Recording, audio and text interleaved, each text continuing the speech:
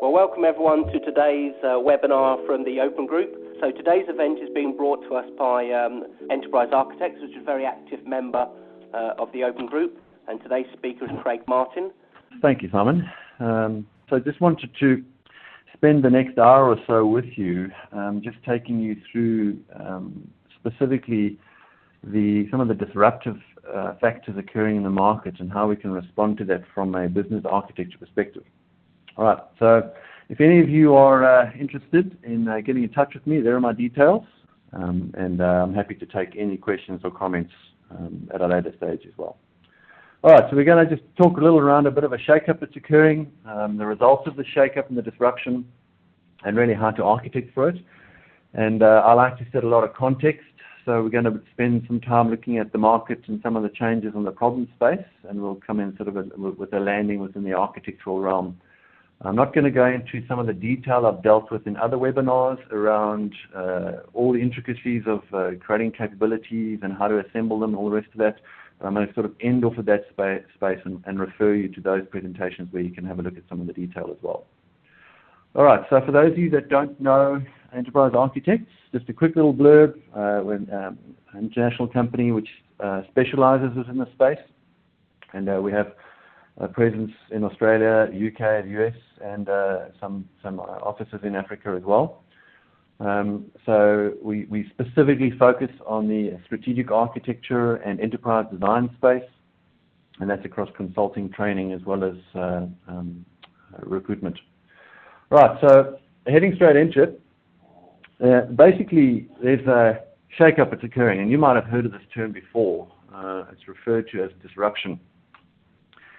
And really what disruption is all about is a new innovation that doesn't actually tackle an old market, it creates a new market and effectively spins off a new, what we refer to as a value network. And the concept of disruption implies that this new market, along with the new value network, disrupts the old one and displaces it. And we're starting to see quite a bit of that occurring within the industry, and we need to be able to respond to that accordingly. Now, when we talk about disruption, all right, it's not just about some of the differentiating factors like volume and price and low cost, all of those aspects. All right? We're also dealing with it's referred to as a rip in the market. In other words, that we're upsetting the current market by creating new markets and an entirely new value system. And that's what I'm going to touch on a little later as well, is this concept of a value system, and that's where the disruption tends to occur, so within the value system space. Now, there are various different views on disruption, and really, let's face it, disruption is a sort of a common occurrence and has occurred throughout history, and is normally spurred on by some type of technological advancement, from the fact that the good old Jeep turned the tide of the Second World War by replacing the horses as a personnel carrier. The fact that an innovation in stirrups in the sort of medieval ages turned the tide of sort of feudal knight battles and changed history around how knights were awarded and introduced an entirely new economic system, right up to gunpowder. So all of those things are all what we would consider to be technological disruptions. And then moving up to some of the more modern day disruptions, which we're going to spend more of our time with today. And these are referred to as the digital disruptions. So these are, the introduction of digital technologies that in effect have created new markets and disrupted some of the old ones. And these are all fairly well-known brand names, ranging from the Apple brand, which interestingly enough, makes most of its money from its devices, not from its iTunes or its App Store. Those are specific business model levers which they use to get lock-in on the device. Right up to some of the Amazon space, which has innovated its business model and created a new market for cloud services. So there's a variety of disruptive factors that are occurring, and we're getting so used to them nowadays, they're occurring quite often. But ultimately, business has to be able to respond to this in some formalized manner, and that's where the architecture discipline comes into its own. So just talking a little more around the disruptive space, Larry Downs has written an interesting book on the 9 laws of disruption, and and really looking at the fundamental difference between the digital world and the non-digital world. And there's this concept of what's referred to as rivalrous goods. And all of that really means is that the digital realm we can be classified as non-rivalrous. In other words, multiple people can use these items in a consistent and ongoing fashion. That it doesn't get destroyed, and what's happening is the whole sort of market of demand and supply is changing, because in the old days when there was a supply began to run out of certain commodities, well, that just meant the price went up. Now in the digital world, that doesn't necessarily take place because of this non-rivalrous factor. And these are some of the disruptive factors that we have to deal with. And what he dealt with, which I thought was really interesting, which we've looked at in developing a digital strategy framework, are some of these principles around the new digital economy. And the first one refers to renewability. And basically that the information that is created it can be used over and over again. And in fact can be considered to be a renewable resource, probably one of the more greener renewable resources out there, because it doesn't burn any fossil fuels or damage the environment in any apparent way. But it's this concept of we now have renewability of our information and data. It then has the principle of what's referred to as magnetism, and there's a law referred to as Metcalfe's law, which basically says a network increases in value as more information is added to it, or as more people join it, which is effectively what's happening on the internet and a lot of the social network space. So the principles of the digital economy, that the more people use and consume it and take the information that's already available and build upon it, the more valuable that network becomes. Possibly one of the areas where it's most aligned to the traditional world, all right, or physical goods, is this vulnerability and the fact that, yes, information can be tampered with and there can be some corruption involved. The fourth principle is on universality. In other words, this is this concept of everyone can access this information simultaneously. And what's interesting is that they use the same information for a variety of different purposes, and that this is this concept of constructivism. In other words, we solve problems differently using the same bits of information that are available to us. And then ultimately the last one is the lack of friction. So the smoother we make the access to that information, the more valuable it becomes. Now you can start to see, based upon some of these principles of the digital economy, if you sort of carry yourself forward into the architectural space and have an understanding of what needs to happen and needs to change all the way down to the nuts and bolts, you'll start to see how some of these principles would have quite a significant cascading effect downwards to some of the technological decisions and architectural and business decisions that need to be made in taking advantage of these principles. So what Downs introduces is this law of disruption.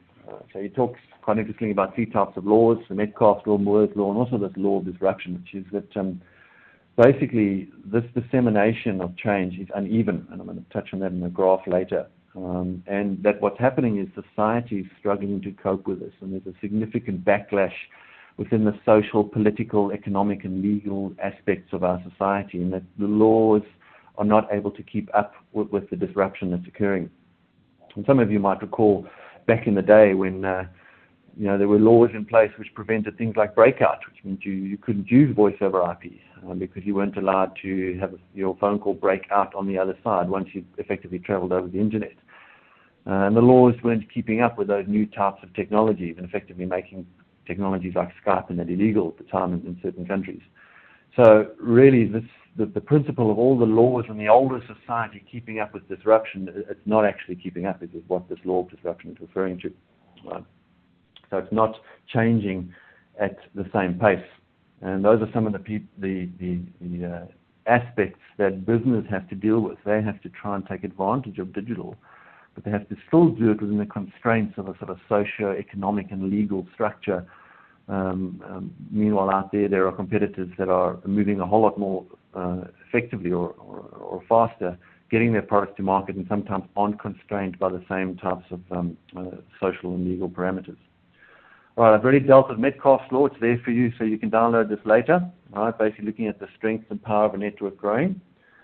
All right, so what has the result of this disruption been? Well, I spoke earlier about disruption altering entire value networks. And this is a specific one which is sort of close to my heart, which is the education space.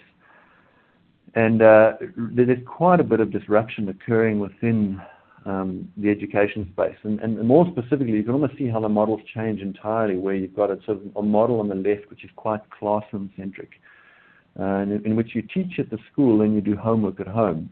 But in actual fact, what's happening is it's kind of turning on its head, in which you put the student in the middle, and you're getting to a stage now in which you teach at home and you actually do homework at school. And that's just facilitated by the teachers within that environment. And that's also Clayton Christensen is almost a sort of father of this concept of disruption. I've written a book on that about calling the disruptive class. And that's sort of an example of what we're referring to, some of the modern day disruption that is occurring in the industry. So what else is the effect that's occurring with this digital disruption? Well, for some of you that have ever done any causal modeling, what we have here is, you normally have an action and then there's a reaction. And in business, something might have occurred and we might react to it in a tactical fashion and not a strategic fashion. We may get the immediate feedback that occurs, and that might give us our immediate positive results. But in actual fact, what we often find in these sort of systems problems is that tactical solution, in actual fact, has a significant cascading effect, and there's a delayed feedback of that. Ultimately, when it eventually sort of finds its way back around, we realize that it made the original problem worse than what it was to start with. And what we're seeing is that when we talk about the digital disruption, is this feedback loop, in other words, the one that gives you this feedback into tell me whether did it work or did it not work, is actually reducing, which is quite a huge advantage. It's allowing us to make decisions faster. And the challenge is, of course, well, we have the technology that can do it, but is the human mind able to process and deal with these bits of information in a more effective manner? And that's really the big data challenge, isn't it? There's all of this additional data, but our human minds, we've almost been conditioned to accept simplicity, to accept things that are beautiful to look at and simple to understand. And that's the challenge of our discipline, the architecture discipline, because we can deal with all this complexity, we can deal with all this noise which sits within organizations, but trying to shape it and make it easy to understand for people to make decisions, that's always one of the bigger challenges that we're faced with. So this is one of the impacts, is that this feedback loop is being reduced. And because of this, we're seeing some pressure being put on the business model. Now, that's really how we define a business model. It looks at a market model, service model, and operating model space. But really what you're seeing is that there's pressure coming up from the bottom of this business model, and in that the bottom parts of that model are being commoditized. So with cloud, outsourcing models, and those types of business models within the market, you're getting infrastructure as a service, platform as a service, application as a service, process as a service, sort of things like security as a service, and then there's integration as a service. All of those services are being enabled by the technology. So it's sort of gobbling up the bottom of that business model, so to speak, as we push it out to the commoditization layer. But also what's happening at the top is that the roles are changing around individuals and their accountabilities. And I'm going to spend some time elaborating on this. And business people themselves are needing to learn the ability of business architecture. And I've had a few debates on this topic in which, well, is there actually a future for the discipline of business architecture? I think there's a future for the discipline of business architecture, but is there a future for the role of a business architect? Now, there's the question, because if the bottom stack is pushing itself up and the top piece is coming down, in other words, you've got chief digital officers, some of the chief marketing officers, who are starting to make architectural decisions and starting to have to understand this discipline of business architecture and how to link business effectively to the organization.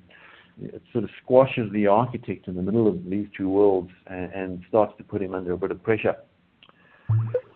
And this speaks to this sort of realm as well. And if you've seen any of my other presentations, I do tend to land on this slide a bit because I think it has quite a strong influence on our discipline. And it's from Roger Martin's book called The Design of Business. It really talks about the whole left-right brain principle, but really an analytical thinking world and an intuitive thinking world. And really, on the right-hand side, you have these unresolved business problems, and they have to travel this knowledge funnel down to eventually be created into robust, repeatable, and replicatable processes through the exercise of producing formality, through the exercise of architecture, through the exercise of automating it within technology and processes, and all of the formal methods, techniques, and frameworks which most of you probably be familiar with. But most of the drive and the change in the market is actually occurring on the right-hand side, because a lot of the left is actually becoming utility, it's becoming commodity, it's becoming everyday. Right? And we start to see it more directly in this particular graph, which is one of my favorites, which looks at sort of strategic value or importance and then complexity and dynamics. And what you've got on the top right-hand side here is the mystery space. This is where all the unresolved business problems are sitting, and there's chaos, and there's innovation, and there's all the right brain stuff which kind of sits within that domain. You've then got a process which has to occur of applying heuristics and taking that complex problem space and trying to find repeatable processes for it. In other words, well, can we actually take pieces of this and get it so we can reuse it and commoditize it? And ultimately, that will lead to the bottom left quadrant, in which we'll seek to automate it, and that'll drop into all our ERP systems and systems on the back end, which most of our competitors have got and use as well. And ultimately, top left quadrant, we would outsource some of that functionality. And then that's really what the knowledge funnel is seeking to do. It's seeking to grab all of that sort of complex space in the top right and drive it down through this funnel as quick as possible. And I dare say, I think that's the business architect's role, is to try and understand and help that mystery space on the right, possibly not have ownership of it, but to at least have the understanding of how to take those concepts. How do we allow ideas to flourish, or help ideas to flourish through the organization by speeding up its process through this knowledge funnel? And what we're seeing is that, in actual fact, as more and more of our thinking becomes commoditized, and we find repeatable processes for it, and when we build applications for it and we automate it in technologies, the sort of bottom left section gets bigger and bigger, because more and more becomes available in an industrialized fashion, and services are now consumable, and I can get a service for pretty much anything that I need to do, and I can just do a mashup and string it together and solve a variety of different problems. So the space on the left is growing, and more is becoming available within that utility space. And then we see that in the services landscape as well, because a significant amount of services are being industrialized and outsourced into some of the cheaper markets. But then what you have on the top right is the innovation space. So what it's doing is it's putting pressure on this innovation space. And is it making it smaller, or is it just moving it over to the right? Now, there's a challenge. I think it's to a certain extent putting a lot of pressure on that system to come up with new ideas, new concepts, new ways of doing business, new ways to represent your findings that are innovative, and not the humdrum of what we normally see within the utility space. And that's the sort of disruption that's creating that effect and putting pressure on that space. And it just means that the rate of innovation and the rate of change needing to occur within that space is accelerating itself, let alone the rate at which we need to take that through the knowledge funnel. Now, this kind of settles me on this one here, which I'm going to spend quite a bit of time working through the concept of this, but I just want to reiterate the point that when we refer to disruption occurring, and specifically digital disruption, and when you hear somebody talking about, we need a digital strategy, well, in actual fact, the digital strategy is all about moving my customers from left to right. It's all about moving away from this product-driven, maximizing product profitability world, and going past even the customer-centric world, which is maximizing market share, and getting to this wonderful world of customer-driven. In other words, maximizing customer lifetime value. And really the sort of key dimension of that relates to the fact that it is individualized. We're moving away from this segmented market into this highly individualized market. And how can I create a sort of a pool environment of predictive insight to create individualized, interactive, and proactive transmedia type experiences for my customers? That's the challenge of digital. That's the challenge for what we refer to as the CMO, the Chief Marketing Officers.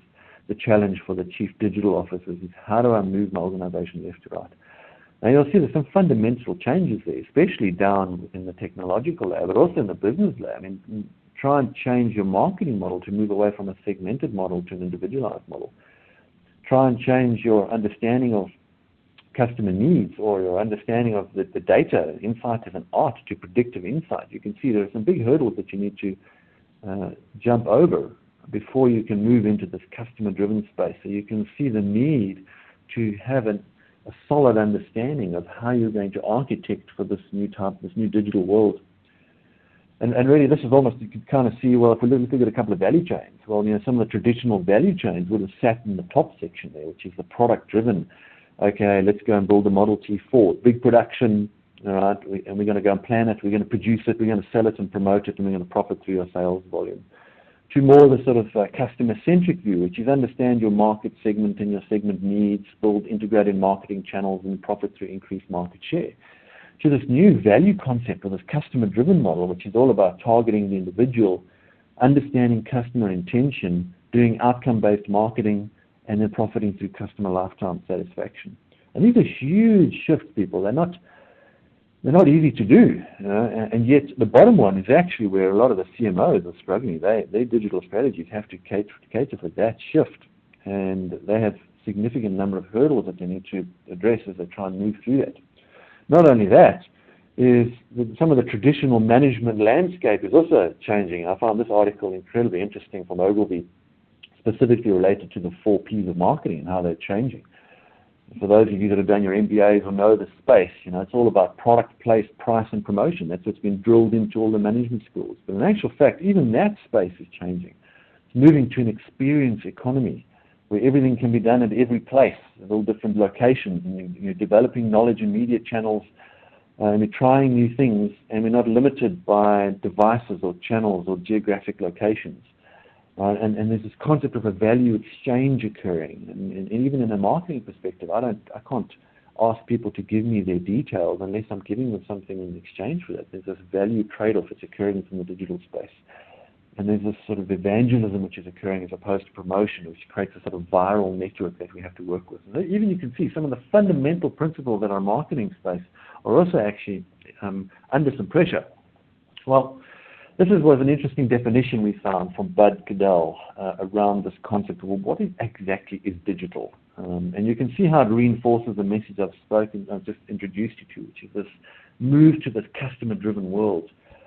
So it's a participatory layer of all media that allows users to self-select their own experiences, right? And the important point here is to bridge media and gain feedback. So you can kind of see this consistent message occurring. There's the feedback loop that I was talking about. Digital is allowing marketers to get feedback from their markets much quicker and be able to adapt and make changes much quicker. The problem is the IT environment cannot keep up with those changes that the marketing officer, for example, is picking up. And that's some of the challenges which are occurring in that particular space. So what we're seeing is that digitization is shifting the power to the consumer, right? And it's this personalized product experiences that we're seeking to drive out. And the companies that get there first in this market, those are actually the companies that are going to win, are going to succeed. And we're seeing that in the market, that the countries that are still laboring at the back, producing products, build it and they will come. Those tend to be the companies that are going to suffer the consequences of not actually trying to shift into this digital strategy arena. Now, I want to introduce you to a concept here, and some of you might have heard it, but this is something which is in our framework, and it's referred to as a value-based intention. And ultimately what a value-based intention is it's through all the noise of everything that I need to do over the internet, what am I actually trying to achieve? And often they're lifetime events, and you can see a few onto the right-hand side there. So really what this means is, well, okay, I want to move suburb, and I want to move suburb in the most effective and efficient manner that I can. Well, there's councils I need to chat to, there's schools that I need to work, there's tax offices, there's the licensing department, there's employers, there's a variety of organizations that I need to register with. There's a variety of different business models and individuals that I'm going to be interacting with. But ultimately, my intention is to just move suburbs. So this is what we refer to as a value-based intention, and it's actually over and above the whole customer experience world. It actually sits above that layer, and it's all. And these are the concepts of which we're talking about, customer-driven. In other words, how can I assemble individual journeys and experiences for customers to begin to land at these value-based intentional sort of target areas that they're trying to address. And you can see here, well, this effectively what we're trying to do is we're introducing either enhanced products and services or enhanced markets, or extended markets, or new markets, and that's the sort of space that we're dealing with. That's a strategy game board on the left there, by the way. And that's the space that we want to focus on. We want to understand some existing core business capabilities. And we want to understand, well, how can we leverage those capabilities and those competencies to be able to enable this customer value-based intention journey that we want to take them on. And a lot of organizations, to be quite honest, are actually just struggling with that middle section. They're just trying to get to grips with, well, what are the kind of capabilities and competencies that they have, in what state are they, and well, how do they need to change them just to do some of the basic fundamental stuff like reapportion their investment portfolio.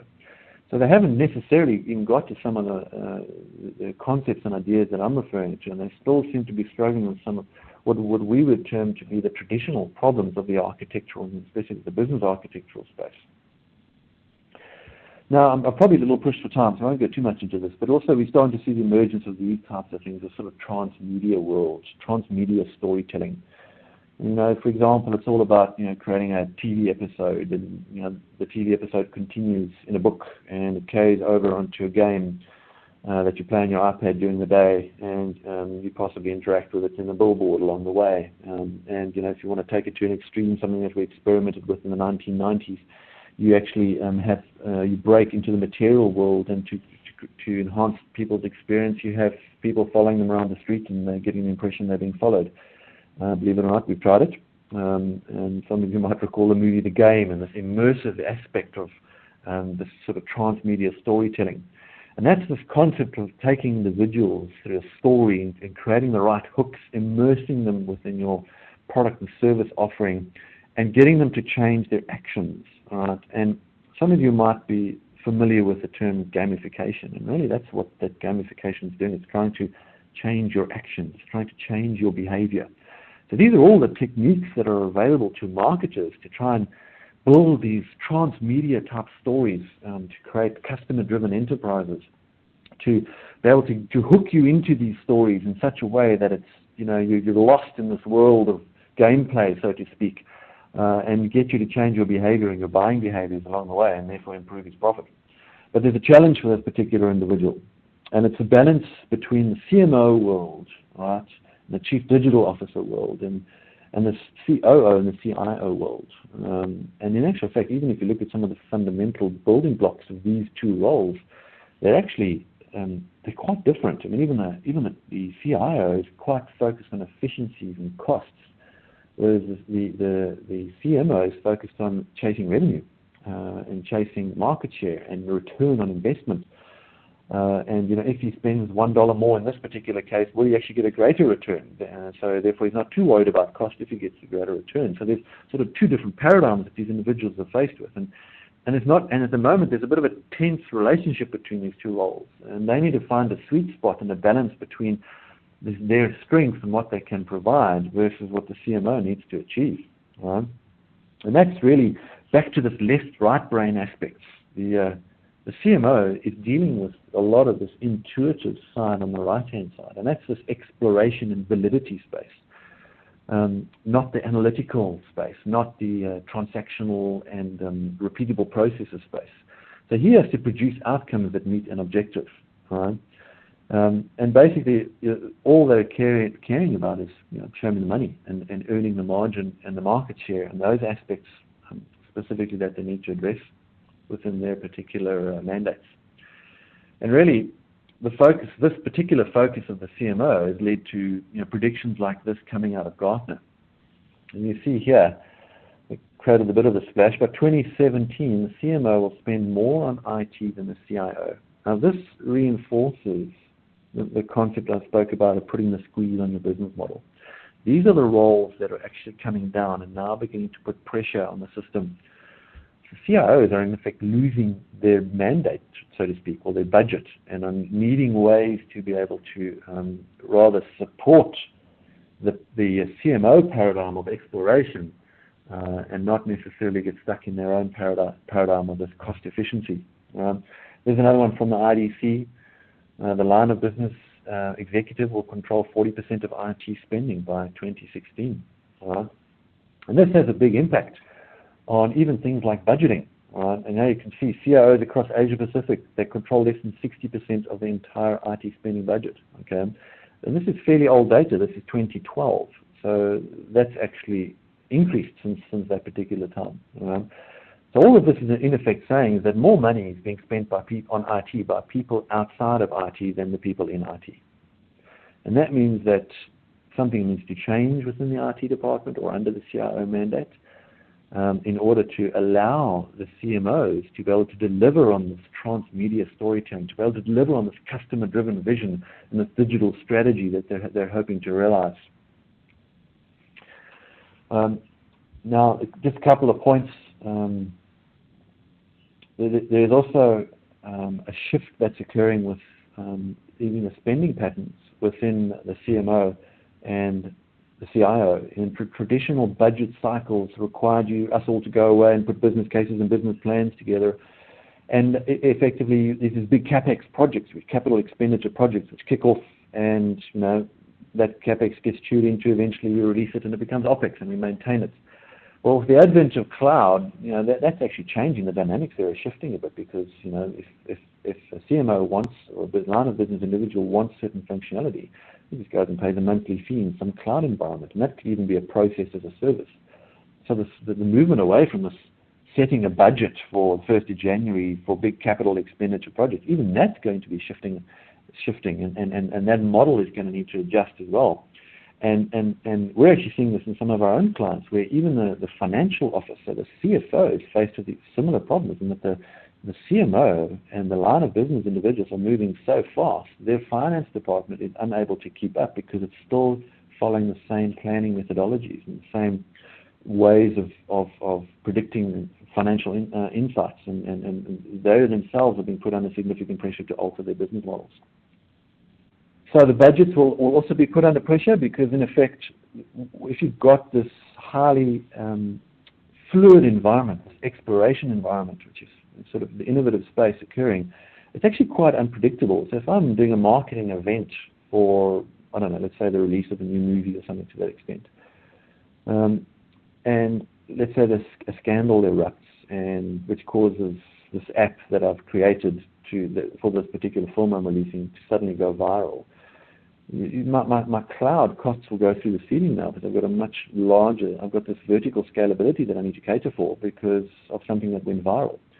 So, well, how do I do a budget for that? How do I forecast my expenses on something just on the cloud infrastructure that needs to support that? So even some of those budgetary items are going to need to be addressed, and some of those models will need to change. There's also this sort of planning cycle. I've spoken about the planning cycle. The CMO, there's new opportunities which emerge. And in order to make your business and keep your business relevant, you need to effectively adapt and be agile in a far more efficient manner than what organizations are currently doing. And this speaks to this limitation of the current budget cycle. Now, the CMOs, these line of business executives, they have a dilemma. So they want to achieve all of this nice stuff, all right? But have a look at some of the obstacles that they have here, and you'll start to see the traditional space of the architectural issues that are occurring. Okay, in other words, customer data and customer interaction data unavailable, lack of appropriate tools and technologies. They can't integrate all of these channels. They can't understand the information that runs across these channels. There's some cost considerations. They can't get a complete view of the entire buying life cycle. They can't get a view of customer profitability and customer profitability per product profitability and all of those things. So in actual fact, there's still some of the age-old problems around integration and information and linking it all together, which are some inhibitors for the CIO's agenda. All right. And that kind of lands us at this point, which I will sort of head downhill now, which is all about this. Okay, well, that's all nice, Craig. We set the context. This is a bit of the problem space. So how do we actually architect for this? Because ultimately, if we're the individuals as the business architects that have to move people through this knowledge funnel in the most efficient manner, then we're the ones that have to take this chaos and some of this noise occurring and these innovative aspects occurring and push it through this knowledge funnel as quick as possible. And we've got to formalize it. And because ultimately, as much as we don't like it, it's going to land up in a bunch of ones and zeros gates. And that means it has to be eventually extremely verbosely defined so that it can land up in an automation space, and we can get the economies of scale that we need to do in order to leverage these types of technologies. So how do we disrupt? How do we architect for this disruption? This is really a graph that we put together. Our CEO put this together in a bit of a market assessment that we've done last year sometime. Basically, this means that we need to adapt to this change. So change is actually accelerating up this curve. So the products and the amount of products and services being released, the frequency of that occurring, and the cycle, the traditional product life cycle, is actually significantly reduced. You really need to spin through these quite fast. And if you just even think, even just at the lower granularity level of certain apps that are released, and how quickly people use those apps and move on to other apps, and innovation is required at that level. So products need to be innovated and adapted at a far more higher frequency. But that's not all. As we move further up this mandate, you'll see that digital is enabling us to innovate other areas of our business more effectively as well. So business models need to change to cater for this disruption. Brand is needing to change, and is needing to change more often than it used to in the past. And an enterprise itself and how it does mergers and acquisitions and those types of things are needing to change in order to cater for some of these disruptions. So it's kind of accelerating a little up that curve. It's a bit extreme. It's not that bad, but what we're already seeing, and some of you that are involved in the space, you've heard of the concept of business model innovation. This means that we're having to find innovative new business models to cater for the disruption, and that's what we're referring to there in the blue sections, this innovation that occurs at a business model level. And really that's also within our space, and some of you have seen me talk about this graph before. This is what we refer to as the mandate curve. And it says, well, as an architect, as I move up this mandate curve, my value increases. Now, we're actually having some debate internally about this graph and its validity. And I always like this type of debate so we can just sharpen this better for you guys out there. But really what this means is that, you kind of sit at the bottom there, which is almost like EA equals enterprise or IT architecture, and you kind of move up to the top right, which is, well, the architecture discipline enables strategic architecture and strategic alignment. And sort of the top right there is all about cost-to-income ratio, shareholder value, mergers and acquisitions, and those types of things. And kind of down into improved business performance at the C level there, which is all about, I'm losing money, 20 million a quarter, find out why and fix it, improve my customer profitability. And then sort of to A and B space, which is, releasing ERP type environments or HR management systems and those aspects. So, depending upon the mandate given to the architecture function, my value will actually increase. And we actually see, well, architecture does actually occur right across that whole spectrum, especially for the role of the business architect. And depending upon what the business has mandated you to be involved with, will dictate at what level you're going to be able to interact with your consumers here. And really what we want to just focus on as we finish off at the end of this presentation is for the D&E space. And I won't spend too much time on this graph. You can look at it, but basically, as you move up that curve, it accelerates for different industries. Really, so you're kind of having certain industries like retail, media, and entertainment that are sort of behind the curve, and in effect needing to improve this mandate. In other words, give the mandate to the architecture function to help in these digital realms, to help within creating this alignment to enable things like the CMO agenda. So there's different rates of change, even within certain industries. The business needs to acknowledge the value of the architectural dimension and what it brings to creating that alignment, and therefore giving the mandate to help us in that problem space. Now, this is what we have within EA. This is what we refer to as our digital stakeholder map. And it refers to as the handshake that shows you the handshake that has to occur between the CIO and the CMO. And really you can kind of see the different types of artifacts, so to speak, or activities that would need to occur around it. So CMO looking at the digital investment roadmap, the business strategy, creating customer experience strategies, products and services strategies, all the way around the cycle, and there's an overlap around sort of digital information strategies, in which you see some of the dilemmas faced by the CMO around his need for access to this information in a timely fashion. And there's a big overlap with what the CIO needs to be able to deliver, to be able to address these particular stakeholders. And we kind of see that in the sort of our digital strategy approach, which it takes a sort of a view that business architecture led is a sort of core pillar that wraps all of the aspects of trying to realize the CMO and CIO agendas, and then wraps it with business motivation and looking at the customer-driven aspects, all of that transmedia stuff that we spoke about. So all around how do we create the customer individualized journey for this customer-driven to maximize customer lifecycle, looking at the different types of business models that can realize it, and realizing that through digital strategies and roadmaps. And this is really effectively our approach to building digital strategy, to effectively realizing that vision of the CMO on his spectrum, on his movement from a product-led view to this customer-driven view. And within our business architecture realm, I've mentioned this a few times, this is our responsibility. Our responsibility is to accelerate these individuals through this knowledge funnel.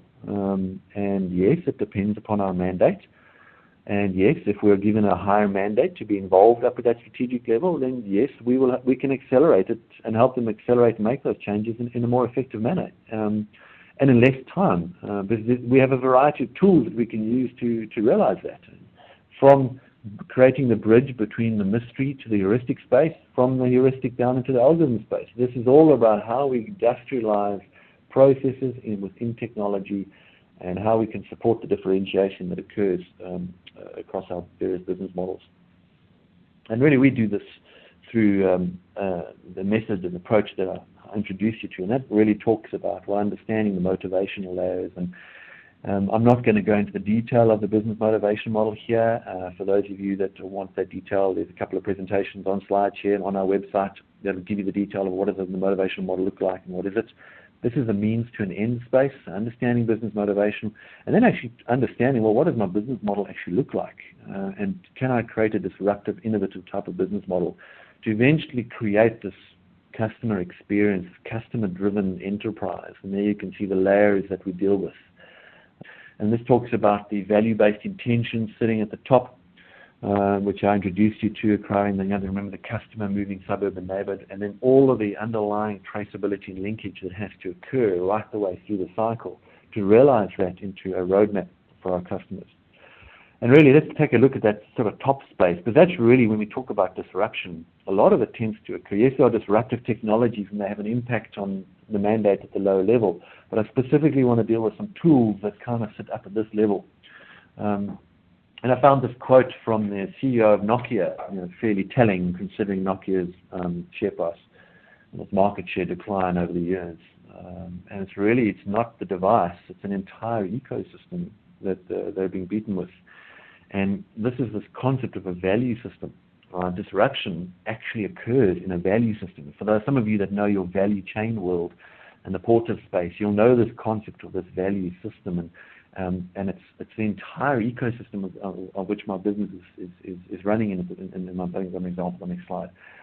And what we need to do is understand this business motivation within this ecosystem and drive our strategic business models, our value discipline orientation and operating business models, and ultimately a set of capabilities and resources. And this is the process that we take people through in realizing and defining digital strategies.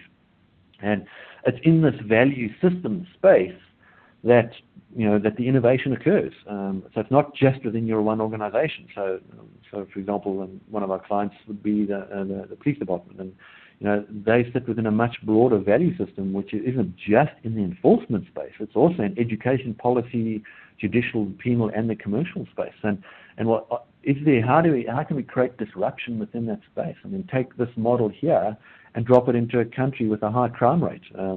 So my own country, which is South Africa, why are the prisons full? Well, to answer that question, don't provide more police. Look at the entire value system and see where we can innovate across that value system to be able to address that specific problem. Now, this innovating in the value system, this is what I refer to at the top of that mandate curve. This is where we use tools like the business model canvas, right? And we iterate through a variety of different types of business models to be able to figure out, well, how can we stitch together all the building blocks of an organization to be able to create a disruptive type of model within the industry. And I just wanted to refresh your memories here. And when we talk about a business model, Craig, what do you actually mean? And this is, I like Osterwalder's quote here, which is, creates, delivers, and captures value. And we use that sort of block on the left there to represent our business model, which is slightly the extended model of for those of you that have used the canvas.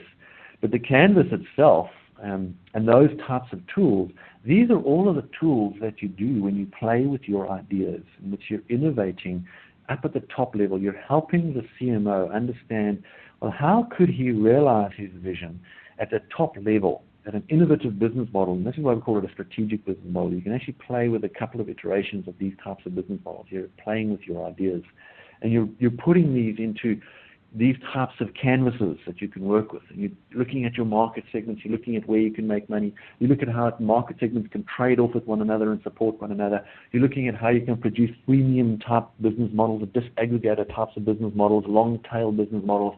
Which of those mixes would work best as I try and position an organization within this customer-driven world? And these are the challenges that the CMO is faced with. He's not just having to face a customer-driven paradigm and some of the limitations of realizing that. He's got to understand all of the mechanics of, well, how do I actually make money out of this? What are the sort of key segments and relationships and value propositions that I need to deliver to my end customer? So this particular tool is very handy to speak to that level of audience, but it's still missing a certain amount of detail required to take it further for us. And you can use this tool anywhere across the sort of product or service life cycle, from the introduction to its growth to maturity and decline. We actually find it quite useful even in the startup phase, and doing a startup at the moment, and in effect the canvas and those types of tools, as you try and discover how to tackle and disrupt the market, they're good tools for you to be able to use even at that startup phase, but also in incumbent organizations. How can they reboot their organization? How can they shift away from a product-driven approach to a customer-driven approach, even just purely one step into the customer-centric, and they can play with their ideas using the canvas to do that. And once you've done that, at the end of the day, you'll walk away with maybe 5 or 10 different types of business models that you can measure. And Rita McGrath has put together an interesting model which looks at the different ways that you can measure the maturity of these business models. Now each of us has dealt with maturity, right, of business models in the past, and different maturity tools that we can use to measure maturity. What this maturity assessment does is really just look at the top level business model, and looks for things like switching costs, barriers to entry, cost differentiation, your cost breaking structures, for example, like the way that Skype introduced their services. Looks for scalability, like massively open online courses and how that's disrupting the education market. So it allows you to score those business models to see which of them come up with a more attractive business model. But you can't stop there, and often we find that a line of business goes away and does some of these exercises and produces, ta-da, we've got this nice canvas, this all looks great. And we have to realize that canvas now. And then this speaks to, well, we've got to take that canvas down to the next level. How do we move it from this mature piece on the left here and drop it down into something which helps me decide which of those scenarios are the best ones for me to pursue? How do I string together all of my capabilities in the right way? Which one of those can I get to quicker and at the least amount of cost? That's the level of detail that one needs to travel down. And we find that the problem to do that often sits within an ownership issue. And this was a graph that we produced for a Tier 1 bank, which really had a fairly good ownership up at the top level, in which their enterprise competencies or enterprise performance capabilities were fairly well understood and had ownership of them, and they had rolled in a couple of strategic consulting firms and identified the top 3 core competencies. And at the bottom, there was a fairly solid understanding of the IT services that were provided and the CIO's mandate that sat with that. But in the middle, there was this lack of ownership.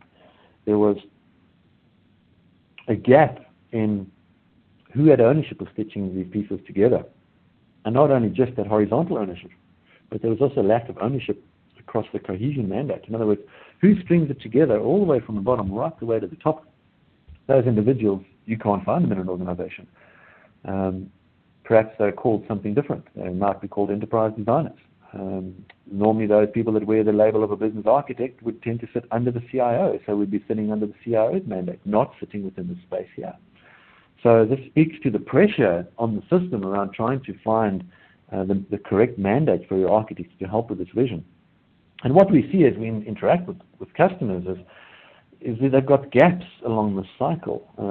We've done customer journeys and customer interaction maps and those things, and link those down to capabilities which sit at the bottom. And the product team hasn't been involved, and the service team hasn't been involved because they're doing stuff on their own agenda. So you lose synergy across the enterprise, because actually you lose coherency because they don't want to use it, because in actual fact all of these pieces aren't being aligned correctly, and that alignment is what the architect brings to the table.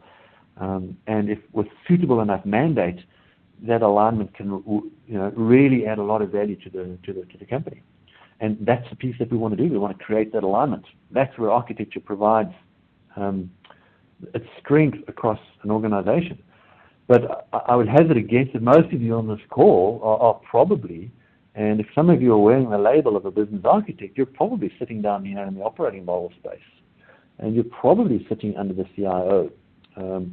And although we are seeing a change occur, and what I would like to see more of is for the CMO, and this is a lot of the message we're pushing to the market, for the CMO to take that mandate, to realize the value that the business architect can bring to him, realizing that customer-driven strategy and that transmedia storytelling type vision that he wants to realize, and begin to take ownership of the business architecture function, and then thereby pulling it up the mandate curve and giving it a much sort of higher exposure and much more value within the organization. And we're starting to see little embers of that occur, but it's once again, it's an education or understanding principle. And this is the pressure that's on the system, because we're actually seeing the CMOs themselves want to understand and know and learn the discipline of business architecture. They themselves will be doing business architecture, in other words, the discipline, not the role. So what we tend to do is to say, let's do a quick win here. What we can help you with is we can focus on a value-based intention. Right? We can choose something like a customer wants to move suburb or something to that extent. Let's look at that sort of transmedia storytelling type approach. Okay. By the way, there are technologies freely available that can do those types of things, and some fantastic technologies that can do it while you're in a shopping center, or basically say, hey, we noticed that you were browsing this on the internet, and according to the shopping list for your provider, this is on your shopping list, and we noticed that you're in the right aisle, and the item you're looking for is on the left-hand side, and by the way, there's 10 other people in the store that are wanting the same thing. If all 10 of you buy it now, we'll give you a 50% discount. That technology is actually available now. Now, to be able to realize those types of value-based intention outcomes is the job of the architect, to string that all together and to understand the journey that the customer must take across this cycle. So focusing on those types of experiences, that's where you want to actually start. That's going to give you a quick win. And then what you do is you can build these cross-functional models. Right? So how do you string together all of the underlying capabilities in an organization to realize these types of experiences for the customer? Well, there's some cross-functional paradigms that you can deploy that would allow you to go to the CMO to say, well, these are in effect all of the capabilities required for you to realize it, and this is how they're strung together, and this is their current maturity, and therefore to realize that you need to only focus on these 3 or 4 areas, and you can link it directly to outcome. Now, I'm not going to go into detail in the cross-functional space because we pushed for time, but a lot of this is within one or two previous presentations, which shows you some of the models that we've actually used and how we string together cross-functional capabilities to be able to realize, especially customer interaction journeys. We represented in structures like this for those of the architects who like the architecture and the Archimate notation and want to really chew into something a little more solid. You go down to this level of detail of understanding how we build cross-functionals across capabilities. And bearing in mind the CMO doesn't want to even smell the stuff, doesn't want to see it, anything like it, but your job as an architect is to understand and be able to deal with it, but then also be able to use things like the canvas and help on and realizing some of those CMO ideas and helping those ideas flourish. And ultimately, at the end of the day, if you're going to play with Lego, you've got to have a bunch of Lego blocks. So, I've spoken about this ad nauseum in previous talks around, you need your Lego blocks, and you need that consistent language across your enterprise, and you need to understand what your capabilities are and their current maturity and the mix in those capabilities of people, process, and tools. And then how I can mix those blocks together in cross-functionals to realize customer experiences and value-based intention, some of the ultimate vision that the CMO is looking to achieve. And And really what we do within our business architecture course, we take you through the journey as well. So we kind of teach you how to understand the motivation model, how to use the canvas, when and where to use it, how to help with the engineering stuff within a value system, what parts of the value chain can I create from that, and then realizing that through capabilities and producing a whole bunch of overlays on top of that will help you answer things like investment portfolio, tactical versus strategic questions, and we overlay it in a template not dissimilar to the one that you see in front of you now. And really that's what we bring to the market as well, is a fairly comprehensive, applied, hands-on sort of workshop environment that teaches you some of these principles. And giving our view of the sort of path that we take through it. I'm sorry that's a little small. Hopefully you can zoom into that when you download the presentation. Looking on the left-hand side, they're moving through that cycle till eventually we build capability models and cross-functional models and produce a variety of overlays on it and produce strategic insight. This is the process you go through when you produce a digital strategy.